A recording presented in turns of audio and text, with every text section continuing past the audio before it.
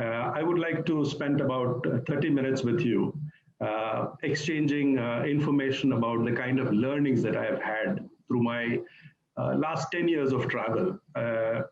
If you ask me whether I have traveled only for the last 10 years, no. From as early as I can remember of my childhood, I have been traveling in the sense that I used to travel with my parents, my grandparents, and all that. But then serious travel all by myself has happened in the last 10 years. When I started an all India trip in 2010, I started from Cochin and then went around the whole country, traveling across the 28 states of India and also the 17 railway headquarters. That was a 124-day journey. The main reason for that trip was because of the certain kind of mental templates that each one of us carry with us. I remember, when I joined the railways and I had to interact with a lot of my North Indian friends, is when I first heard this term Madrasi. The North Indians used to refer to me as Madrasi, of course, jokingly. And then, people from the South have a tendency to address the people from the Northeast, the students and elders from the Northeast as Chinkies. We have these kind of mental templates, and we seldom grow out of these kind of templates because we don't go to those environments and see those places or meet those people, interact with those cultures. So I decided that this All India tour is going to be a kind of a Bharat Darshan and also a kind of a expansion of my own understanding of what my country is. And that really opened my eyes to travel. And it took me beyond the boundaries of India. And I have done now more than 6 international expeditions across the globe, as you would say. And then I would like to share some of these experiences. The first thing that people normally ask is as to why I travel alone. I travel alone for a very simple reason, because over a period of time, after having spent 25 years in government service and then many years in private service, I found that I was not spending enough quality time with myself. All of us spend a lot of quality time with our family, friends, peers, with our own students, but then we don't take time off to spend time with ourselves. This is very important. When you first hear me saying that we must spend time with ourselves, it may sound very specious, but actually it is necessary, because that is a kind of self-introspection which is required to make sure that the person inside you is known to you better. And then that makes you sort of confident, and you can leverage on your strengths, take steps to make sure that your weaknesses are addressed. So I use these solo expeditions to spend time with myself. Today, fortunately, I am in a certain stage of my career where I have decided that I will work only for 10 months in a year, and I will take 2 months to travel. So these 2 months give me the opportunity to find new cultures, meet with new people. But most importantly, it is to talk to myself.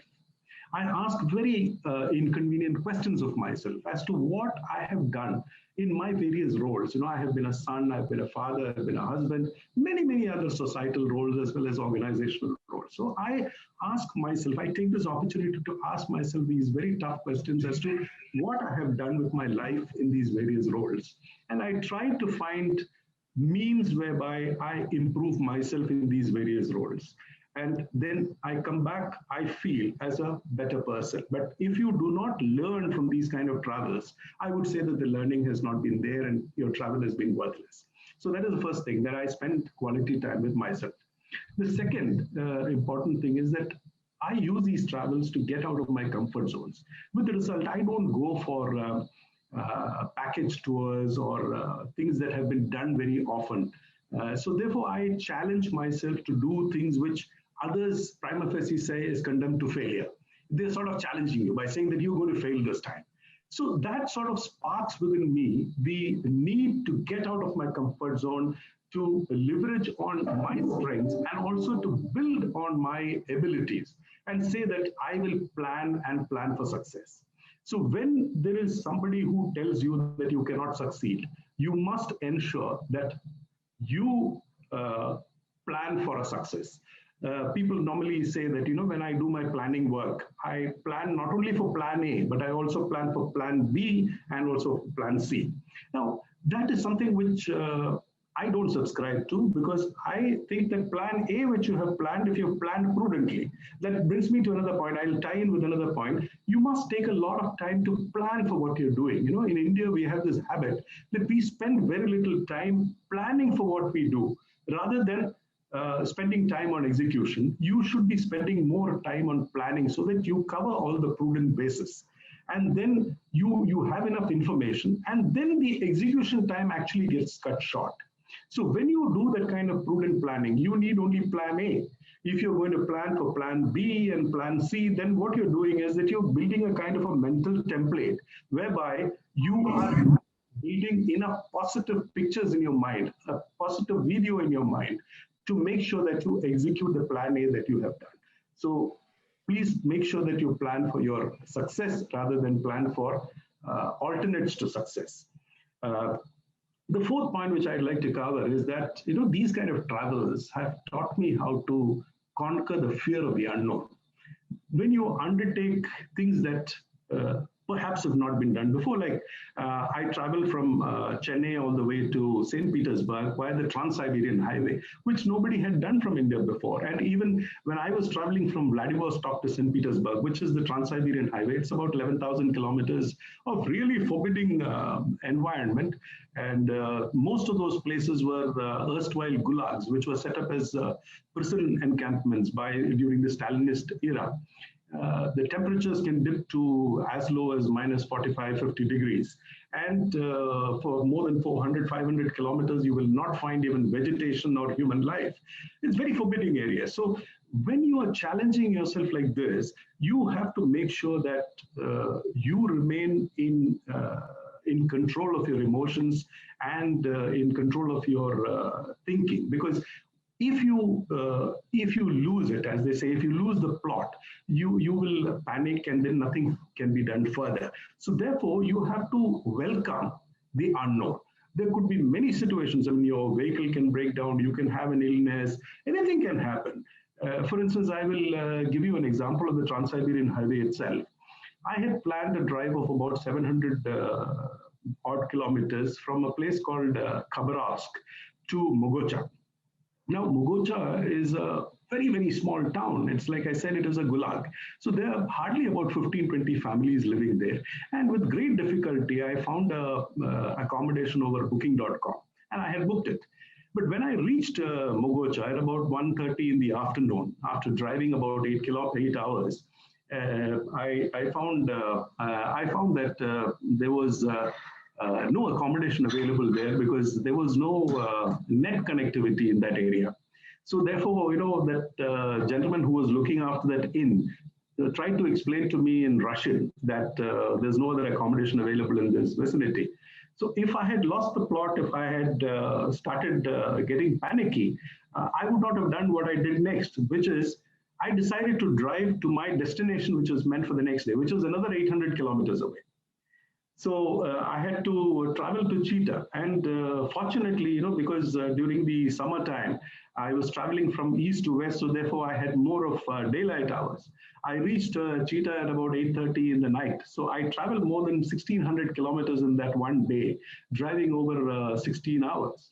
So those are the kind of things which are unknowns. But if you panic, you lose the plot. So therefore, you have to push yourself. You have to push your limits. And that is how you conquer the fear of the unknown. And to my young friends, I would like to ask this question, which we'll probably answer later. Which is the biggest fear that we have within us? What is it that makes us scared the most? Keep that in your mind. We will answer that later. The other thing which I learned as I traveled is that I've now been working for more than 40 years. The 2 months that I travel gives me the opportunity and gives others the opportunity who work with me. Not only in my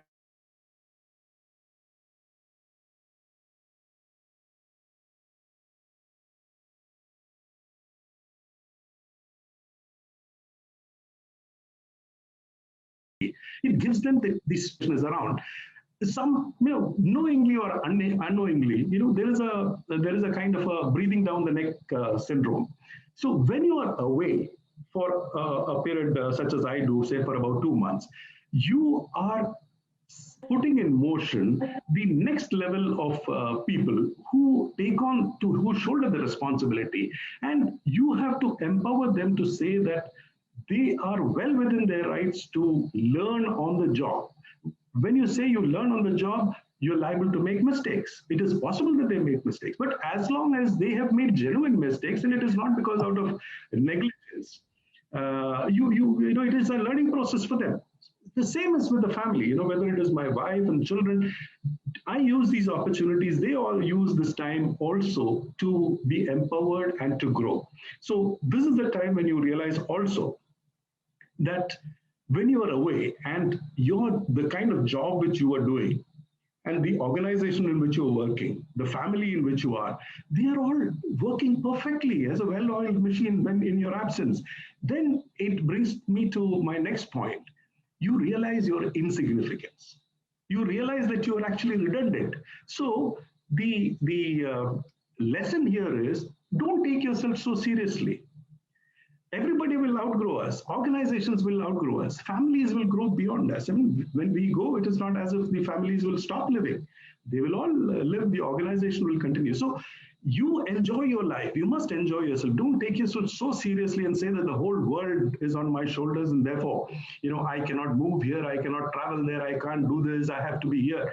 In fact, this is one traps which I was initially taken in by in the railways. See, in the railways, when I started my career in Mysore, after a couple of months, my senior officers were saying, "Oh, Suresh Joseph is a fantastic talent. He is an outstanding officer. He is indispensable." Now, initially, I used to feel very happy about it because, it was like getting positive pats on the back. But later on, I realized, after a couple of years, I realized, when I was due for promotion, I realized that, they were not moving me out of Mysore. They were keeping me in Mysore, saying that he is indispensable. Now, then I learned this concept. What is this concept of indispensability? Now, when you start feeling that you're indispensable, you stop growing because you are stuck in that particular role or in that particular area because you are indispensable. You cannot be taken in, so you stop growing.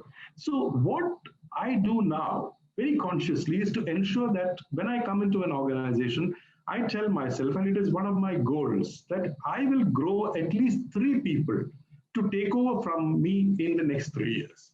So when I do that, I'm not only raising the people below me to a level where I am, I also get emboldened and empowered to aspire for the next position above me. So this is something which we have to do, that we must give others the space to grow. We must also realize that we have to be made redundant. If you want to grow to the next level, you have to be made redundant.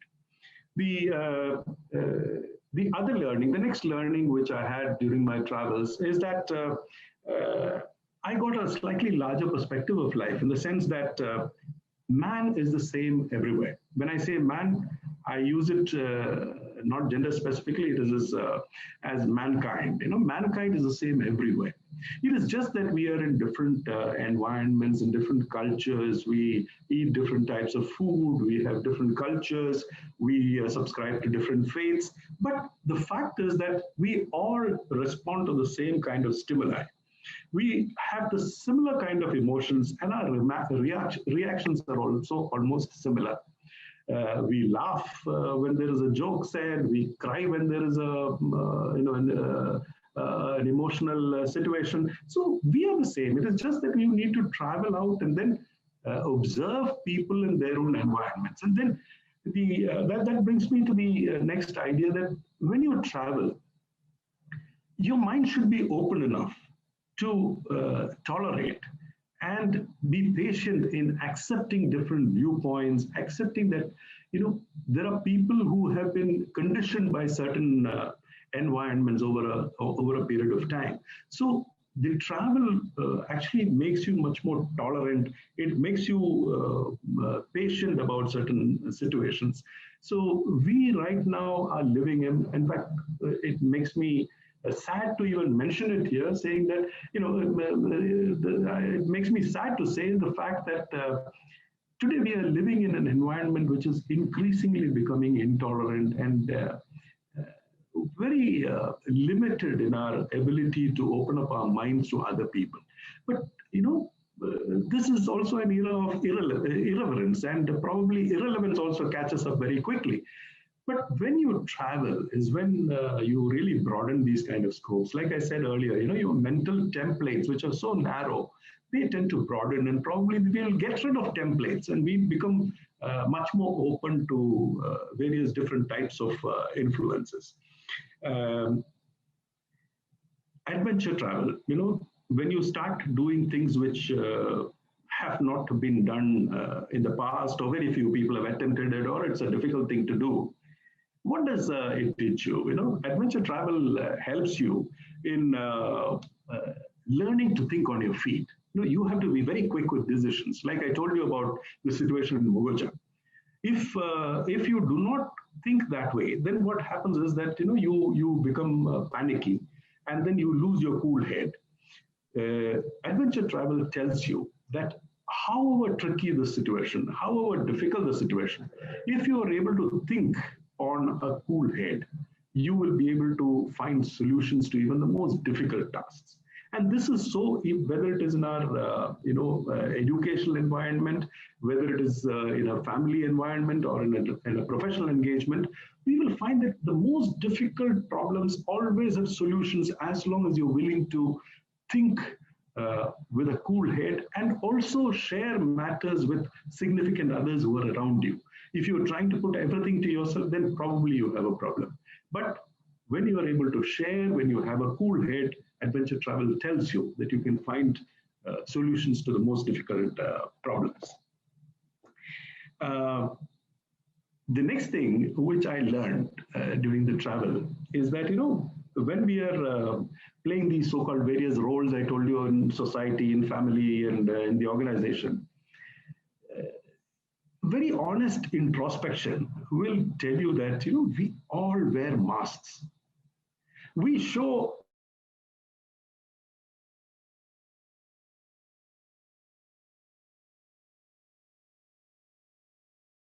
unit as a societal creature, we wear different types of masks at different times. When you travel, you realize that you can actually get rid of these masks, because when you're traveling, the other people don't know you. You are a stranger to most other people when you're traveling. So there's no need. You can be by yourself, and believe me, that is what gives you the greatest joy. There's no burden of that identity. The kind of freedom you get out of anonymity is something which is very, very difficult to explain. But that anonymity makes you enjoy things which are much beyond the realms of your imagination also. We really do not understand the power that lies within us, the kind of creativity that is there, the kind of adaptability that is there. All this will happen when you travel, and you find that you don't have to wear a mask. You can be yourself. So that is a very, very important learning to me. There is a little philosophical, but I would say a very practical way of looking at life. When I travel around, and I find there's so much of poverty in some places, so much of wealth in some other places. I'll give you an example of what happened in 2002, because today, now Myanmar is very much in the news. In 2002, when I was working with Container Corporation of India, I had done a backpacking tour of Myanmar. At that time, Myanmar was really the back of beyond. Logistics was difficult, infrastructure was very, very basic. So I was in Yangon, which is, I think at that time also it was known as Yangon, erstwhile known as Rangoon. India has had a lot of historical contacts with Rangoon, particularly the south of India. So I spent a few days in Rangoon, and I was walking around. I could see poverty, stark poverty. And one of the places, as I was walking down, there was this lady with three of her small little children outside a I can't even call it a hut. I mean, there was hardly anything which you could call a roof or whatever. I mean, real basic accommodation. And this woman, she was cooking something on a fire. And as I was passing by, I found there was a lot of water and probably a couple of grains of rice rising up and going down. And these three kids, young kids, were going around that, around their mother, crying, weeping. Probably they were very, very hungry.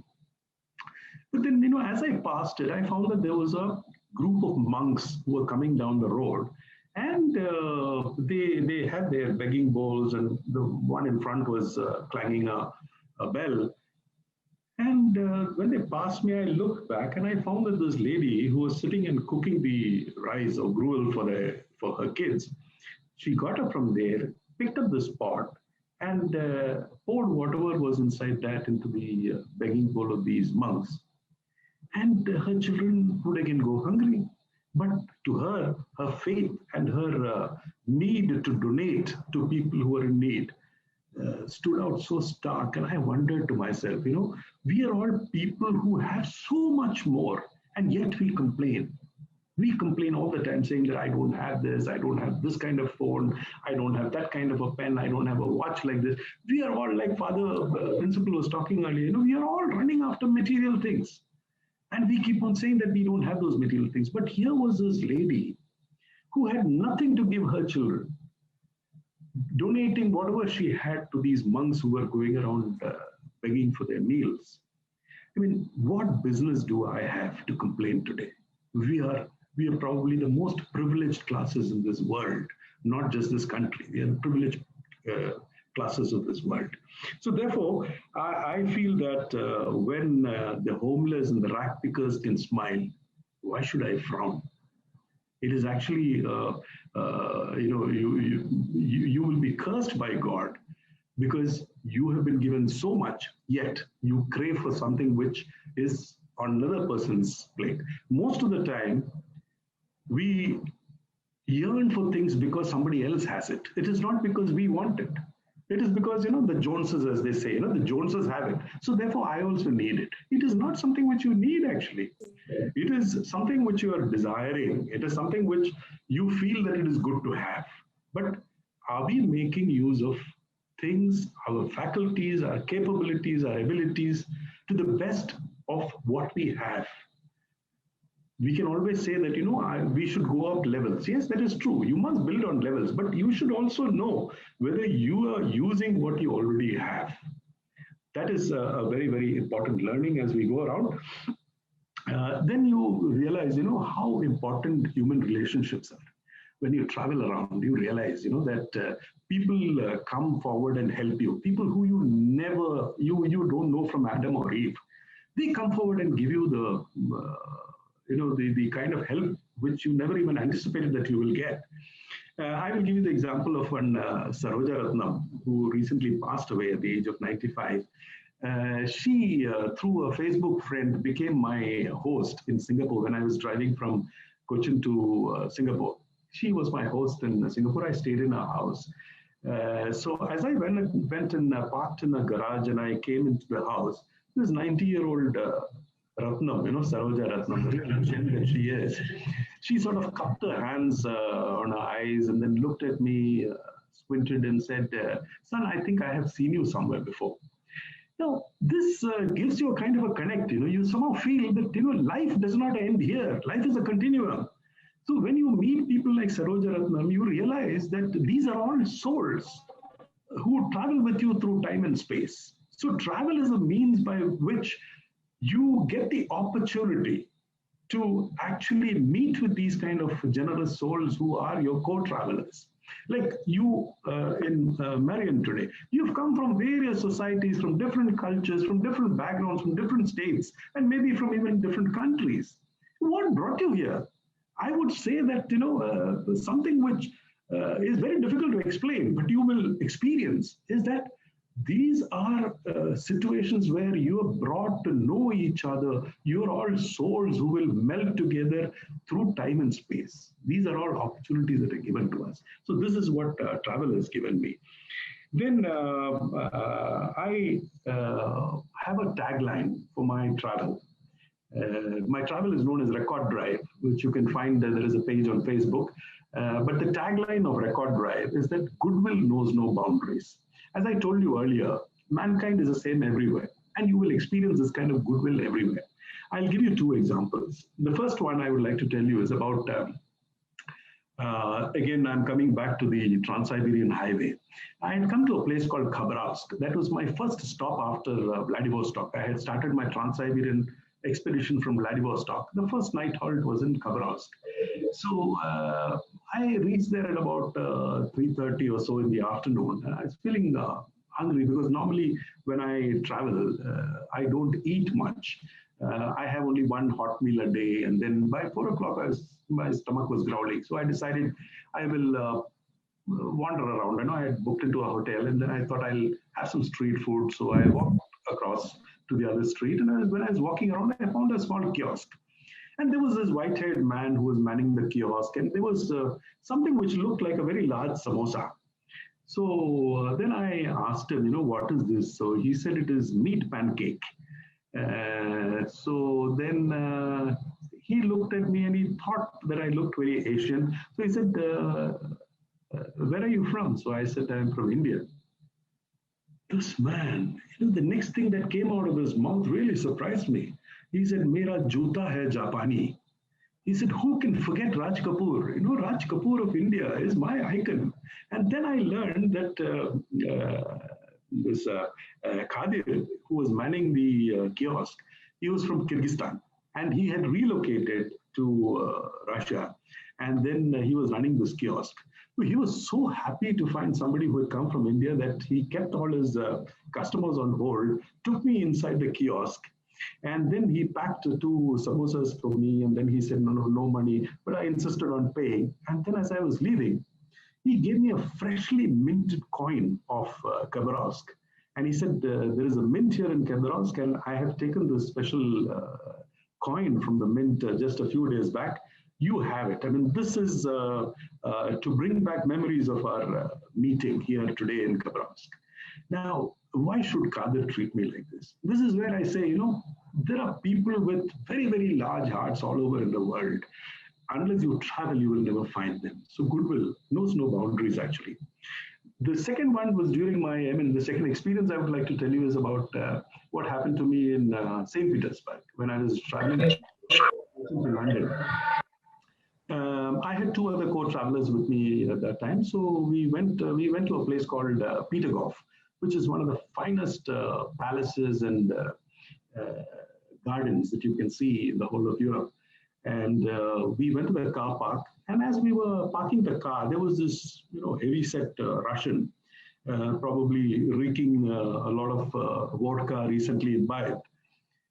He was standing by the car and he was, reading the decals on the car, which showed the locations where I was traveling to, the countries where I was traveling to. He was looking at it and he looked very amused. So I was carrying with me a bookmark, which had certain details of the journey, how many kilometers, how many countries, how many days. So those kind of things. And it was a small little bookmark. So I handed over one bookmark to him. He smiled, took it, and I doubted whether he knew English very much. So we went around Petergoff for a couple of hours. And then when we came back, the caretaker of the car park handed over a plastic bag to me. When I opened that, I found that there was a leather cap. It looked really very local. I mean, I have not seen that kind of cap anywhere else. And then I asked, why are you giving it to me? So he said, you remember that person who you gave a bookmark to? He has asked me to hand it over to you. So I took the cap out and there were tears in my eyes when I saw what was written on it. He said, welcome back to St. Petersburg, anytime, summer of 2014. Just imagine, this is a person who I didn't know from anyone. I mean, I wouldn't have recognized him even the second time around. If he was waiting there to give me the cap, I wouldn't have recognized him. Such a simple, disarming chap, nondescript, and he felt the need to acknowledge the fact that you were doing this kind of a journey yourself. And these are the kind of people who you meet. These are the kind of experiences you get. And it tells you that, goodwill really has no boundaries. And you you will not find the kind of aggression which is normally thought about in our mind, saying that if you go to this place you have a problem, if you go to that place you have a problem. Really, no. There are certain basic rules to be followed, which is, for instance, many of us travelers are very interested in exploring nightlife. Now, you can explore nightlife. There's nothing wrong with you. But then, if you're new to the place, stay off it unless you have somebody who is local or somebody who is experienced with the local do's and don'ts. Don't venture out. There's no point in trying to risk it. So, if you follow certain prudent norms, certain things that, certain do's and don'ts, I'm sure that you will find every place as welcoming as your own hometown. Coming to the last point, I would like to no, two more points actually. One is that, one of the things that I experience as I go around is that there is something called an unseen hand. I have given you some examples of a couple of people coming forward and helping, but I call that the hand of the guardian angel. As I was growing up, my mother used to tell me that as you are born, there is also a guardian angel who is attached to you. So in times of your difficulty, call on your guardian angel and you will find a lot of assistance coming your way.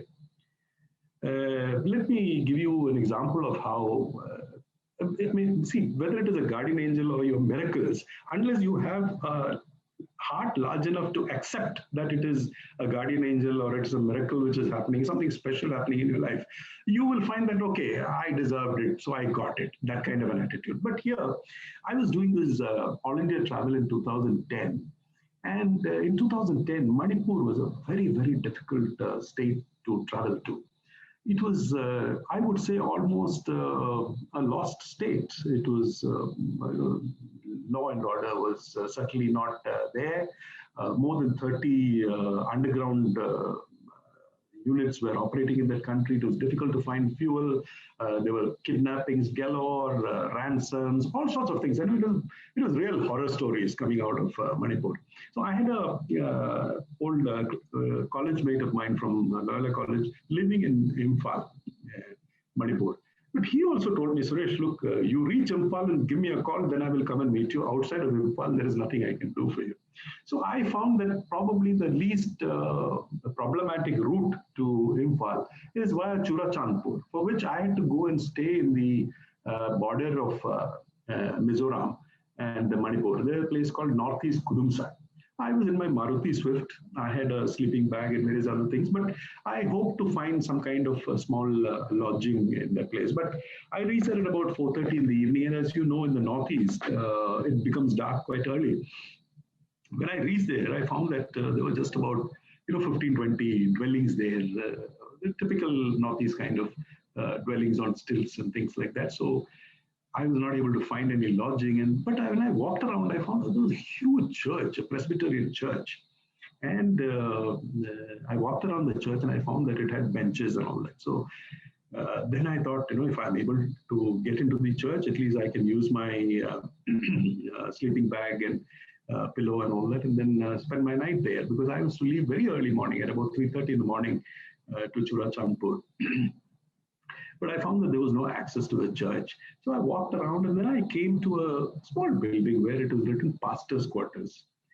So there were three people sitting down and working on, they were cementing the front of the house. And there was this young girl with a child tied to her back serving them tea. So I asked this lady, can I meet the pastor? There was no response from her. I asked again. And then suddenly, one person who was working, who was cementing that place, shot up. A torn banyan and a half pant and a sun hat. And he said, I am the pastor. So I said, Father, can I find accommodation in the night for myself in the church? So he said, how have you come? I said, I've come in my car. I'm traveling all over the country and I've come from Kerala. So he said, you bring your car here. So I brought the car to near his house. He said, you park it here. Bring out your luggage. So I took out my luggage. I thought he's going to take me to the church. He said, he showed me into his house. He said, come, you spend the night with me at home. I was shocked. Do you think that we will ever provide a night halt in our house to strangers? He didn't even want to know my name. He didn't know what I am, what my faith is, nothing. He just said, come and spend a night here. That is a guardian angel. These are the kind of assistance, the kind of help you will find when you are open-minded, when you do this. In fact, in many places, when I go and narrate these stories, there are people who ask me, how dare you go and stay? You don't know whether you would have been looted, this thing could have happened to you, that thing could have. But you trust, you know that implicitly people are trustworthy. And then those kind of things happen. And these are the kind of guardian angels who are there to support you. So that is another learning which I have. People will be there for your support. That unseen hand is always above you. The last thing which I would like to tell you, it's a kind of a confession come a learning. I have done now 13 expeditions all over the world, including 6 in India. But do you know, I don't even know how to change the tire of my car. There are a lot of people who ring me up and ask me, is this car better, that car better, is this four-wheel drive better? I have no idea. I just make use of what is available with me. I try to explore the strengths of what I have with me, whether it is my laptop, whether it is my car, whether it is my mobile phone. All these, I don't try to find out whether something else is better or something else is worse than this. I try to make best use of what I have with me.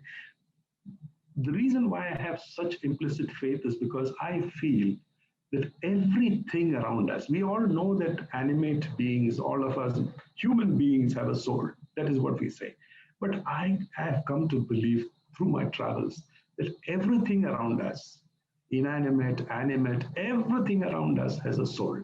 Today, if I don't give respect to my watch that I have with me, it is going to break down. So you treat everything around you as something which has a soul, and that will give you the respect which you deserve. How does it give you the respect? It gives you trouble-free service. As long as you service it regularly, you look after it properly. So therefore, I look after my car properly, I treat it with respect. So therefore, it gives me trouble-free service. So therefore, this is a huge, huge learning, and that has changed my worldview, so to say. I have come to respect people and things much more than what I used to prior to 2010.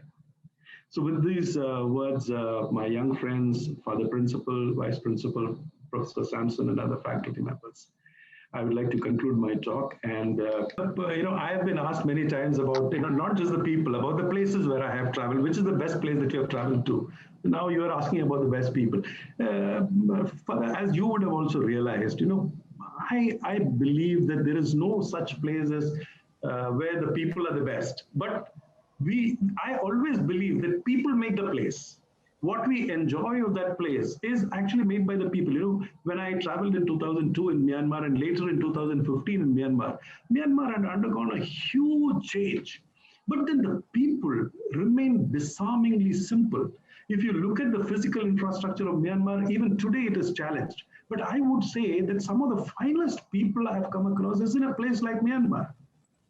So you can travel along certain other places in Southeast Asia. Therefore, I somehow feel that our indices of development are probably slightly skewed. Everywhere we talk in terms of GDP and per capita income, but probably Bhutan has something which comes very close to what should actually be measured, which is actually happiness. It is your gross happiness which has to be measured. So therefore, I feel that in places like Southeast Asia, there is a certain amount of contentment and certain happiness which you will never find in most developed countries.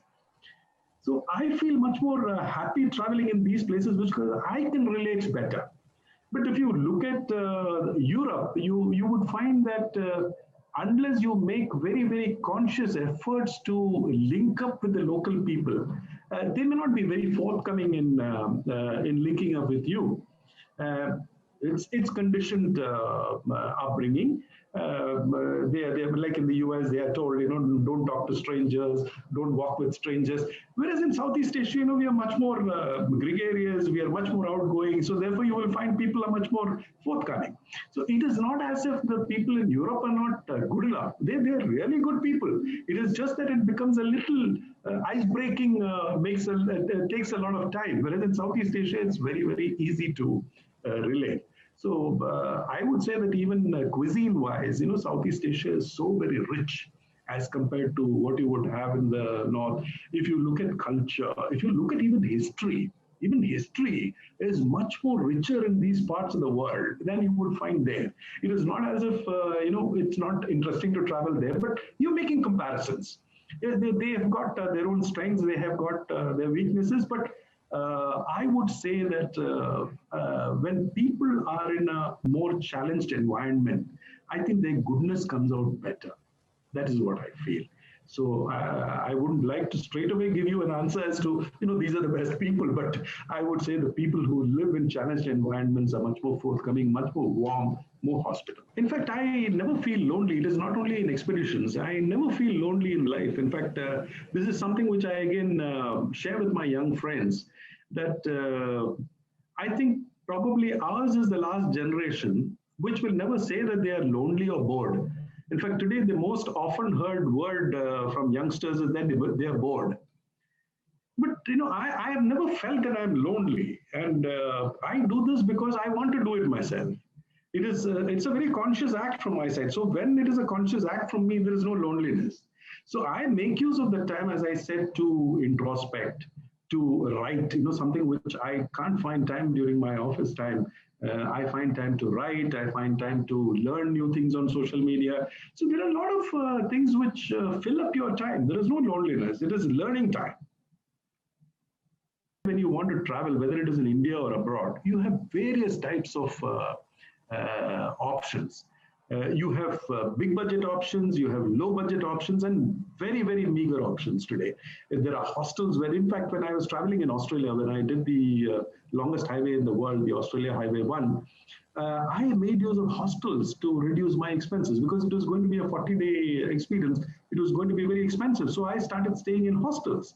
There are many camping sites where you can put your car and then camp in your car itself, where you don't have to pay any money.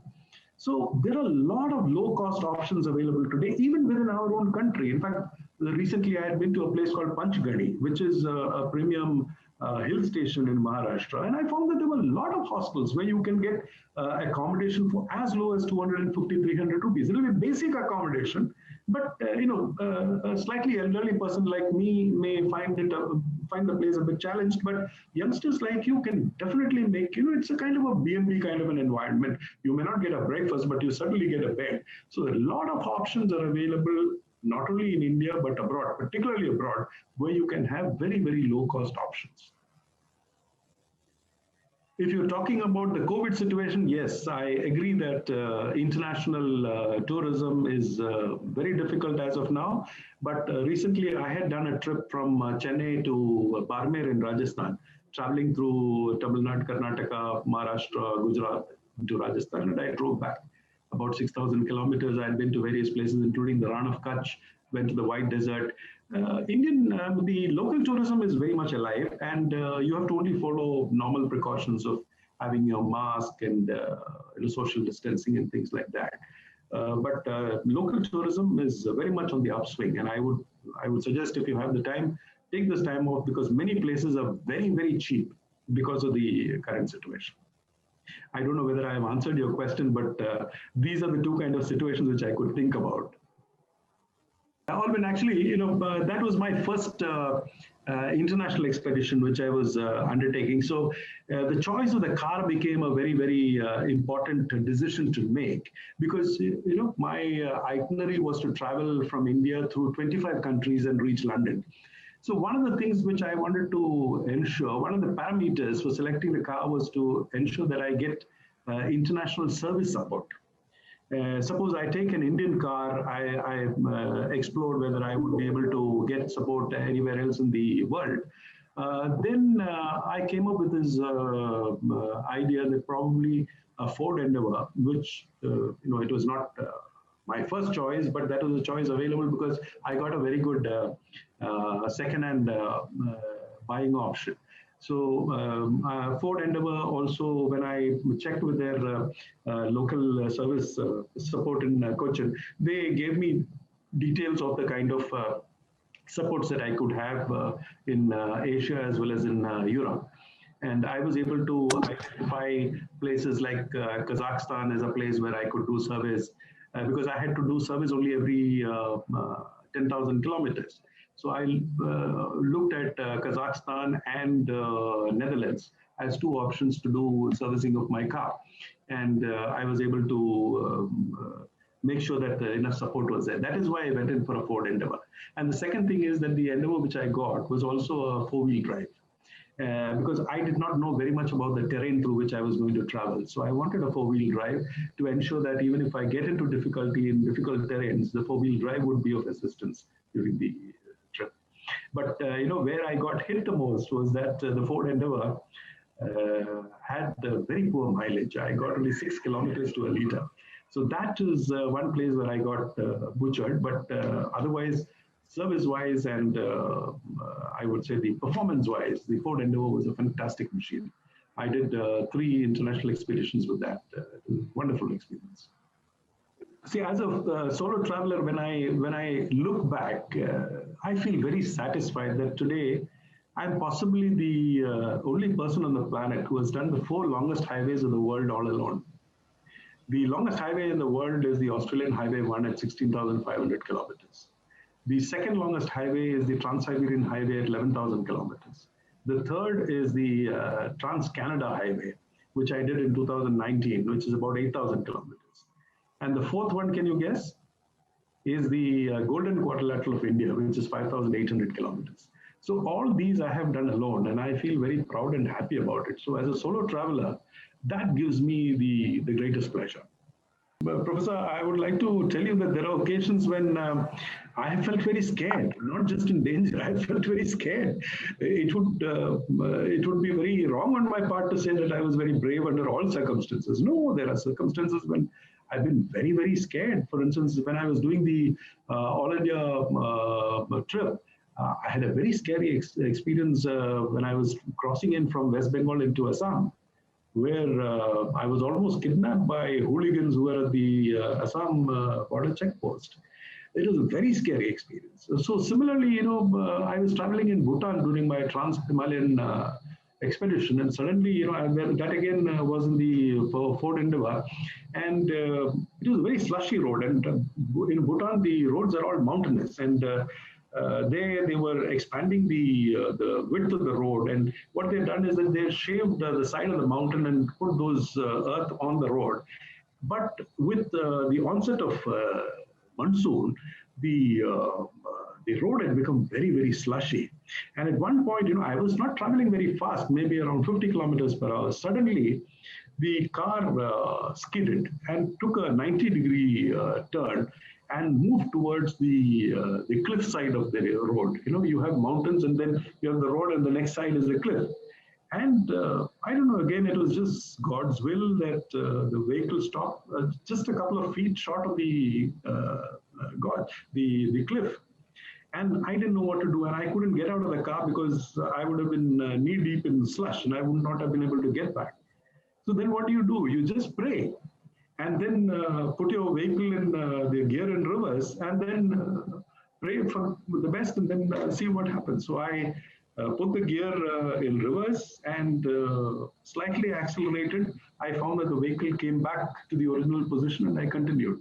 There are many such instances where, what they say, your adrenaline, your heart pumping, and you start calling on the gods that you know. All that happens. Yeah. It's very, very scary situations do happen during these travels, and especially when you're alone. But in many situations when I've been alone, I've been happy that I was alone, because when you have more than one person with you, you have to take care of the panic of the other person also. You have to take care of the heartbeats of the other person also. So it becomes much more easy to handle yourself. And like I said, in those circumstances, you have taken your mask off. You can show your the scared self of yourself, and that brings forth a different kind of a person that you are. You realize you are not the kind of human that you think you are. Actually, I have a blog. It is called Suresh Joseph. There is Railwayman SJ at blogspot.com. I have been blogging since 2010. I have more than 550 entries in the blog. All my travels have been documented through the blog, and I'm also, since these are all travelogues, I have also consumed them into books. I have written 8 travelogues now, starting from my journey in 2010 up to the latest in 2019 in Canada. The latest book is called Maple Moose and Me, about my experiences of driving west to east and east to west in Canada. So not only do I blog, but I also write these travelogues. Unfortunately, I belong to a slightly older generation of this digital world. I have still not got into this blogging concept because I become extremely camera shy. I don't know what I would be saying because I would want to see and savor rather than talk and then savor. There's something which I have to get used to. I have not got used to now, so I don't blog. I only blog and I write these travelogues. People who have already been with me, I think they will not come with me again because the kind of regime which I follow is not very easy for others to follow, because for me, travel or even journeying through life is a very disciplined effort. So it is very difficult to find such co-travelers, those kind of disciplined co-travelers. So I don't want to spoil their fun and let me have my own fun. So I prefer traveling alone. And it is not probably, the others do not as much enjoy the way I look to enjoy my trip. So they have their own ways of enjoyment. Let them travel the way they want to. So I prefer my solo travels and I'm very passionate about that. But I have a lot of plans for travel. In fact, in 2020, I was supposed to have done a charity drive in Africa, traveling from Cape of Good Hope in South Africa to Dar es Salaam in Tanzania, transiting through 9 countries in Africa. But unfortunately, that didn't take place because of the pandemic. If the situation improves in 2021, well, Africa would be a destination because I can also spend some time with my daughter and family in Botswana. They are based there. I look forward to meeting my 3 grandchildren. So there are a lot of plans on the anvil, but let's see what happens in the next few years.